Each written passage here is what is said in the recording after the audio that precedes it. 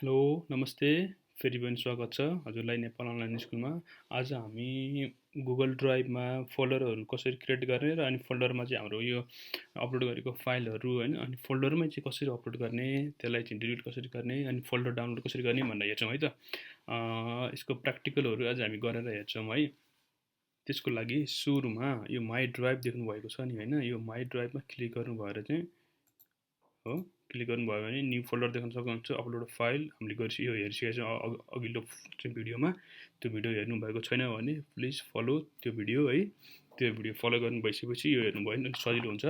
अनि यो upload folder भन्ने छ हैन, पुरै फोल्डरलाई कसरी अपलोड गर्ने भन्ने छ है। अनि यो तल गुगल डक अनि यो गुगल सिट, गुगल स्लाइड हैन, यसलाई चाहिँ हामी अर्को भिडियोमा हेर्नेछौँ। र अहिले चाहिँ हामी फोल्डरहरू कसरी क्रिएट गर्ने र फोल्डरलाई कसरी म्यानेज गर्ने भनेर चाहिँ प्र्याक्टिकली गर्दैछौँ है त। यसमा क्लिक गर्नुभयो भने यसरी देखाउँछ हो न्यू फोल्डर हैन, न्यू फोल्डर क्रिएट। यसको नाम दिनुहोस्, अब के छ आफूलाई के चाहिएको छ नाम हैन है त। हो क्रिएट भयो हैन। हो कहाँ देखाउँछ त यो तपाईले यहाँ देख्न सक्नुहुन्छ लेफ्ट साइड नेभिगेसन बारमा चाहिँ माई ड्राइभ छ हैन। यो माई ड्राइभको साइडमा एरो देखाउँछ। यो स्मल एरोलाई क्लिक गर्नु भइसकेपछि यो त्यो हुन्छ हैन। यसरी अब लिस्ट अफ दि फोल्डरहरू देखाइदिन्छ। ओहो अब यो फोल्डर चाहिँ रेड छ, यो दुईटा चाहिँ अर्कै कलरको छ हैन। यसलाई हामी कसरी चाहिँ यो फोल्डरको कलरहरू चेन्ज गर्ने त भन्दाखेरि यसमा राइट क्लिक गरेर यो जुन चाहिँ फोल्डरलाई चाहिँ कलर चेन्ज गर्नु छ त्यसलाई राइट क्लिक गरेर चाहिँ यहाँ तल थोरै तल गएर चाहिँ देख्न सक्नुहुन्छ हैन, चेन्ज कलर भन्ने अप्सन छ हो। चेन्ज कलरमा क्लिक गर्नु भइसकेपछि अनि चुज गर्नुहोस् एज यो रिक्वायरमेन्ट हैन, कुन चाहिँ फोल्डर राख्न मन छ आफूलाई हैन। मैले ग्रीन चुज गरेँ है। हेर्नुहोस् है, अब यो हाम्रो फोल्डर के भयो त ग्रीन भयो हैन। अब फोल्डर चाहिँ क्रिएट गऱ्यौँ। फोल्डरभित्र सब फोल्डर कसरी बनाउने त हो, सेम आइडी हैन। राइट क्लिक न्यू फोल्डर हो, न्यू फोल्डरमा क्लिक गरिसकेपछि न्यू फोटोज हैन, इन्टर हो। अब हामीले देख्न सक्छौँ हो फोटो। र अर्को चाहिँ के छ भन्दाखेरि यो फोटोलाई क्लिक गर्ने अनि यो फोटोको यो एरो बटनमा क्लिक गर्नु भएर अनि यहाँबाट पनि चाहिँ न्यू फोल्डर क्रिएट गर्न सकिन्छ है। सेम आइडिया हो है। अब कुन चाहिँ आफूलाई सजिलो लाग्छ, कुन सुटेबल लाग्छ त्यो गर्ने हैन। ल फोल्डर त बनायो हैन, ल फोल्डर त बनायो। अब यो फोल्डरभित्र चाहिँ फेरि हामीले चाहिँ त्यही जुन चाहिँ अपलोड गरेको छ त्यही फाइललाई मात्रै चाहिँ हालेर कपी गर्नुपर्ने हो र होइन नि है, त्यो त होइन नि हो।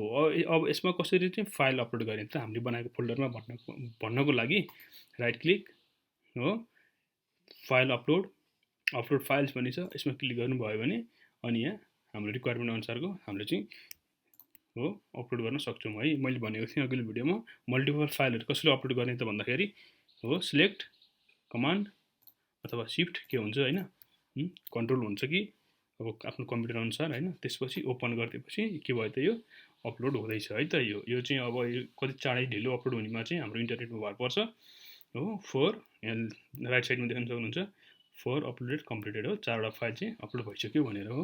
हामी यहाँ देख्न सक्छौँ लिस्टहरू है त, फाइलको लिस्टहरू। यो केमा छ त मेन माई ड्राइभ हो। माई ड्राइभभित्र फोटोभित्र न्यू फोटो भन्ने हो, यसरी आउँछ हैन। हो अब फोल्डर त हामीसँग छ हैन, हामीसँग कसैले चाहिँ पुरै इन्टायर फोटो नै यो के भन्छ फोल्डर नै सेयर गरेको छ र हामीलाई फोल्डर नै चाहिँ के गर्नु परेको छ त डाउनलोड गर्नु परेको छ भने हो। जस्तै हो यो फोटोभित्रको सब फोटोज भन्ने फोल्डर हैन, फोटोज भन्ने फोल्डरको चाहिँ अनि सब फोल्डर र त्यो भित्र भएको हाम्रो के छ इन्फर्मेसन डाटाहरू भनौँ न हैन, त्यो पनि डाउनलोड गर्नु छ भने चाहिँ सिम्पली यसमा गएर चाहिँ यही फोटोमा क्लिक गर्नुभयो भने हुन्छ र डाउनलोड अप्सन जानुभयो भने हुन्छ हैन। अनि अर्को छ यही यो लेफ्ट साइड नेभिगेसन बारमा चाहिँ हो यो कुन चाहिँ फोल्डर चाहिँ हाम्रो डाउनलोड गर्नु छ त त्यसलाई राइट क्लिक गरेर डाउनलोड क्लिकमा अप्सन गरिदिनु भयो भने अनि यहाँ देख्न सक्नुहुन्छ राइट साइडमा हो जिपिङ हुँदैछ हो, प्रिपेयरिङ डाउनलोड भनेर हो। प्रिपेयरिङ डाउनलोड जिपिङ वान फाइल भनेको छ नि हो है। यो चाहिँ जिपमा डाउनलोड हुन्छ है त हो। अनि यसमा लिभमा क्लिक गर्नु भयो भने यो अब के हुन्छ यहाँ डाउनलोड स्टार्टिङ हुन्छ हो। तपाईँले लेफ्ट साइडमा देख्न सक्नुहुन्छ हैन, यो चाहिँ हो यो डाउनलोड भइसकेको छ हो। डाउनलोड कहाँ भयो त डाउनलोड भनेर चाहिँ एउटा फोल्डर छ, त्यसमा डाउनलोड भइसकेको छ है त। यहाँ देख्न सक्नुहुन्छ न्यू फोल्डर, त्यो भित्र चाहिँ अहिले हामीले अपलोड गरेको फाइलहरू छ हो। यसरी चाहिँ यो डाउनलोड हुन्छ है, पुरै फोल्डरै डाउनलोड गर्न पनि सकिन्छ है त। यो हाम्रो कसरी डाउनलोड गर्ने भयो हैन। अब हाम्रो अर्को के छ भन्दाखेरि जस्तै हामीलाई त अब मल्टिपल फाइलहरू आउन सक्छ हैन। अनि त्यो फाइलहरूमा चाहिँ अब हाम्रो प्रायोरिटी अनुसार चाहिँ हामीले काम गर्नुपर्ने हुन्छ। जस्तै हामीलाई चाहिँ 10 वटा फाइलहरू छ, 10 वटा फाइललाई चाहिँ 2 दिनमा चाहिँ हामीले चाहिँ त्यसलाई चाहिँ भेरिफाई अथवा केही काम गरेर चाहिँ पठाउनु पर्ने छ है। अब हामीले यसरी नै चाहिँ राख्न सकिँदैन, सिक्वेन्सली राख्न त कसरी हामीले हैन, जसरी आएको छ त्यसरी राखेर हामीलाई काम गर्दा चाहिँ गाह्रो हुन्छ। अब त्यसको लागि चाहिँ हामीले अब यसको प्रायोरिटीहरू दिने के, अब यसलाई चाहिँ कसरी चाहिँ म्यानेज गर्ने त भनेर चाहिँ हैन, कुन फाइल चाहिँ हामीलाई मोस्ट इम्पोर्टेन्ट छ हो त्यसको लागि चाहिँ हामीले अब जस्तै स्टारहरू लगाउन सकिन्छ हैन। जस्तै स्टार कसरी लगाउने त, फोटोमा क्लिक गर्नुभयो है, थोरै तल जानु भएपछि कता गयो, ओके एड टु स्टार भन्ने छ नि हो, यसमा क्लिक गर्नुभयो भने के हुन्छ त स्टार भयो हो, स्टारको लोगो देख्न सक्नुहुन्छ हो। यो चाहिँ हाम्रो इम्पोर्टेन्ट फाइल मध्येमा कुनै फाइल पर्छ र हामीले यसलाई चाहिँ चाँडै काम गर्नुपर्छ भनेर। ओके यो चाहिँ अब कहाँ गएर बसेको हुन्छ त हो, यहाँ लेफ्ट साइड नेभिगेसन बारमा चाहिँ तपाईँले देख्न सक्नुहुन्छ हैन। Computer share with me recent हैन, हो सेयर भनेको छ नि हो, स्टार भनेको छ नि हो, यसमा गरेर हेर्नुभयो भने देख्न सक्नुहुन्छ हो लिस्टहरू हो। ओके अब यसलाई चाहिँ हामीले काम गऱ्यौँ र सिक्वेन्सली यसलाई चाहिँ हामीले चाहिँ हाम्रो प्रायोरिटी अनुसार काम गऱ्यौँ र त्यसपछि हामीले सेन्ड गरिदिसकेपछि अब हामीलाई यो चाहिँ त्यति धेरै इम्पोर्टेन्ट छैन भनेर डिलिट त किन गर्नु हैन, हामी पछि काम गर्न सक्छ। डिलिट नगरेर चाहिँ यो लिस्टबाट कसरी हटाउनु त, स्टारबाट कसरी हटाउनु त भन्नको लागि हो, यहाँ रिमुभ फ्रम स्टार भनेर देख्न सक्नुहुन्छ है हो। यसमा क्लिक गरिदिनु भयो भने यो चाहिँ यहाँबाट हट्छ है त, यहाँबाट हट्छ। बट माई ड्राइभमा चाहिँ हुन्छ है, यो माई ड्राइभको लिस्टमा चाहिँ देख्न सकिन्छ हैन। यो भयो हैन। अब फोल्डरलाई कसरी डिलिट गर्ने त, ल हाम्रो काम सक्यो। यो चाहिँ धेरै युज नहुने भयो भने हामीले जसरी चाहिँ यो उसलाई चाहिँ फाइललाई चाहिँ डाउनलोड गरेर रिमुभ गरेको थियौँ नि, त्यसै गरी रिमुभ गर्न सकिन्छ हो। यसमा रिमुभमा क्लिक गरिदिनु भयो, रिमुभ भयो, अन्डु गर्यो भयो, फिर्ता रिटर्न आयो है हो। अनि अब अर्को छ हैन, अब अर्को चाहिँ हाम्रो इन्फर्मेसनहरू हुन्छ हैन। जस्तै यो फोटो के छ त नि, यसभित्र के छ, यो कति साइजको छ त्यो थाहा पाउनको लागि हामीले यो राइट साइडको भ्यू अप्सनमा क्लिक गर्न सकिन्छ है त।